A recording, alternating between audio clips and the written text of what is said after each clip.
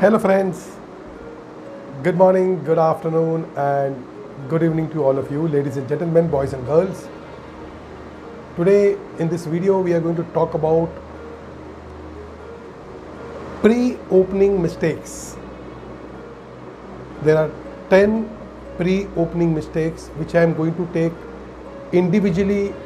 So, you should expect from me around 9 to 10 videos on these mistakes. I want to make it micro videos or micro topics on every group of mistakes or group of things which will be covered in one video. So let me just introduce what exactly these 10 mistakes are and why pre-opening is so important for any hotel which will be launched. Before getting into the topic, let me once again introduce myself. I am Shailesh Holsunge, father of a superboy, hotelier since 1988, Taj veteran, Amazon #1 best-selling author, a steward transformed into a managing director, founder of Mellon Hospitality Private Limited.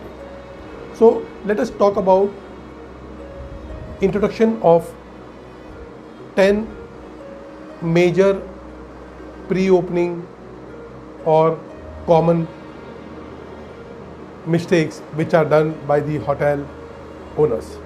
First and foremost, I would like to say, when you have given your hotel to any particular brand, the brand has its own team or a pre-opening team which carry forwards your operations from the time. If the property is given under the technical service agreement, it continues, the flow continues. Otherwise, if the property is supposed to be getting launched, so the brand takes over from the pre-opening time, because pre-opening challenges are quite high. If your pre-opening is not done right, then there are chances you will start suffering in your regular operations. So brands are well versed with this. They know what they are supposed to do. If you're talking about any of the standalone properties handled by the owners or directly appointing a general manager and starting a hotel, the challenges are bound to come. Because if the general manager is aware about the pre-opening activities and the jobs he is supposed to be doing, then it's a different story altogether. Otherwise, it is going to take a toll over the hotel operations, and the hotel owner will repent on it. So let us talk basic things. These things are basically not followed when you're talking about the pre-opening team. I just want to give a basic introduction. Say if you're talking about a pre-opening hotel, a right pre-opening office has to be there, because the project is not yet finished. There are a lot of project people, lot of vendors hanging around all over the properties. The property is not set, the property is not aligned as it is supposed to be. The pre-opening team aligns the entire property. So the base has to be given to the pre-opening team. So to set up that base, one should have little bit of knowledge about the requirement of the pre-opening activities and the pre-opening team. For example, a basic vehicle has to be there to get the local stuff get organized all over, because running over keep happening during the pre-opening period.